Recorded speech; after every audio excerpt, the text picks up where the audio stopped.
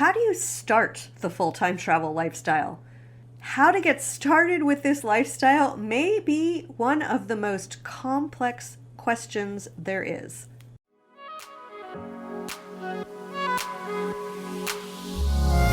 Welcome to the How to Travel Full-Time podcast. I'm your host, Heather Markel. If you're dreaming of full-time travel or moving abroad, but stuck at the emotional, financial, and logistical challenges, this podcast is for you. I'll help you trade overwhelm for information that gets you from down and stuck to up and going. You can dream about the travel lifestyle, or you can live the travel lifestyle. If you're ready to live it, then let's jump in together.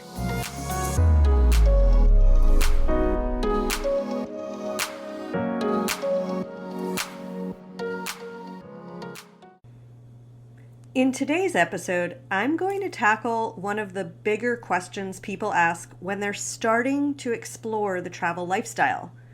When you're just starting, this one can be so overwhelming that it actually prevents you from getting started. After all, how can you make a start when you don't know where to start? While you could, of course, just jump into the travel lifestyle, I strongly advise you don't.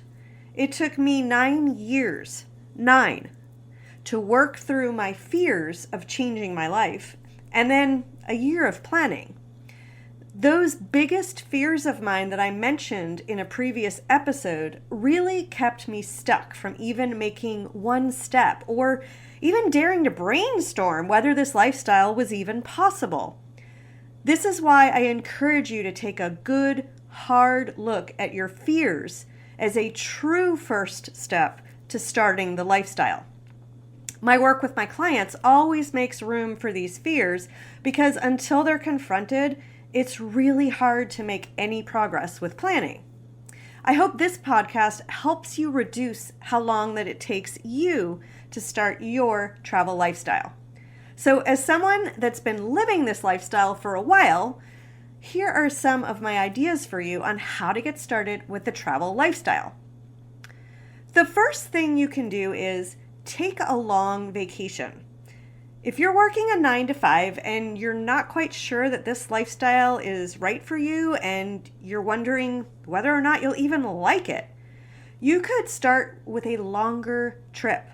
If you're American especially, you probably take vacations of less than a week. 2 weeks probably feels super luxurious. So try a 4-week vacation if you're in a job that permits that much time off at once. See how you feel when you're away for such a long time, living in places that aren't your home. Presumably, you won't want to spend the entire time in a hotel, so you can practice figuring out what it's like to stay in budget accommodation or an Airbnb, and see how you do with the researching of those places and staying in some less luxurious ones part of the time. 4 weeks will also allow you to kind of experience you might be in one location and run out of touristy things to do and see how you feel. Or you might decide that you want to run around. 4 weeks is really long. You can dart off here, you can dart off there, and see what it's like running around to lots of different places in a short amount of time. We'll go into that in a later episode. The next thing I'd recommend is to practice living on a budget. If you're not already doing this, add a daily budget exercise to your life for a month. Set a daily amount for all of your expenses and write down everything you buy every day. This will help you figure out the best system for you to track your expenses. For example, maybe you're someone that likes using an Excel spreadsheet or Google Sheets, or maybe you like an app on your phone, maybe you like a notebook, so find out what works for you. And this is going to let you know if you're willing to do this every day on your travels, or whether this is such a huge pain in the derriere that you don't want to do it. Assuming that you have not been turned off by either of these ideas, the next steps you can take are to start some foundational planning. First thing, make a travel budget. So this is the ideal next step. To do this, you can look at your available income and your savings and determine a budget that you're comfortable with. Again, make sure that you do not include any retirement savings in this budget, unless, of course, you're already retired. In this step, don't get wrapped up in all the different buckets of spending or how much you need for each one. Just look at what you have available and choose a number. I'd also suggest in this phase that you think about your current housing costs. If you rent or you pay a mortgage or you have maintenance fees and you plan on keeping your place, then of course your budget has to make room for those monthly costs. If you're thinking of renting your place out while you're gone or selling it, then obviously your budget would not have to account for that monthly cost. The next step after you figured out your budget is to figure out how long you want to travel. So figure out whether you're thinking of traveling for a few months, even part-time, where you're going away for a few months, returning home for a while, going away again, repeat. This should be fairly simple. So just think, to the best of your knowledge that you have right now, how long would you like to travel for? And write the time frame down as months. So if you decide you want to travel for 2 years, write that down as 24 months.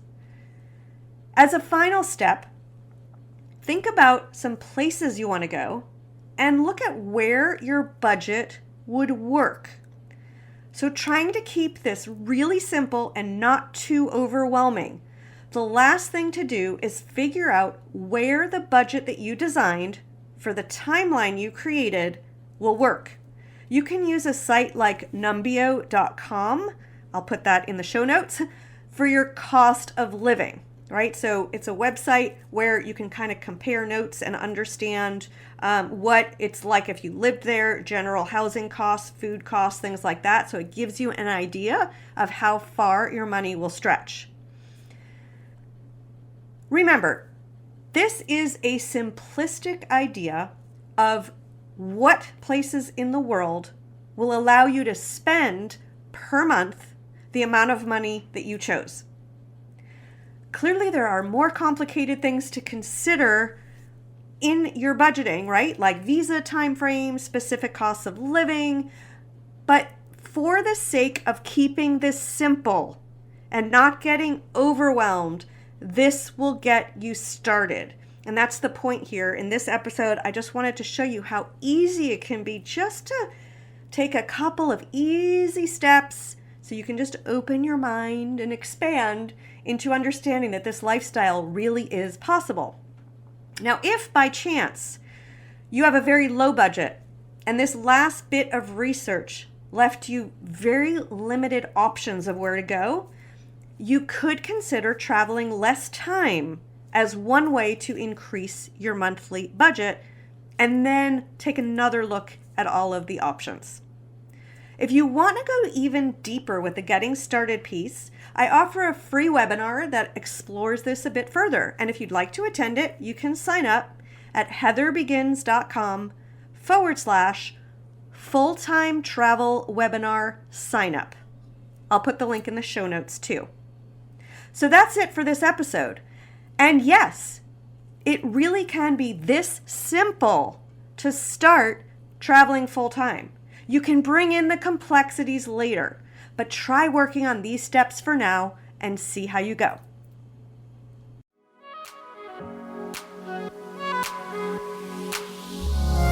Thanks so much for listening to the How to Travel Full-Time podcast. If you loved it, please leave a review and let us know. Make sure to subscribe to get the latest episodes. Check out the show notes for important resources related to this episode, and come visit us at travellifestylecoach.com to learn more great information. If you're ready to get started with the lifestyle, go to moneyfortravelbootcamp.com, where you can learn all the strategies to afford this amazing lifestyle. Talk to you next week.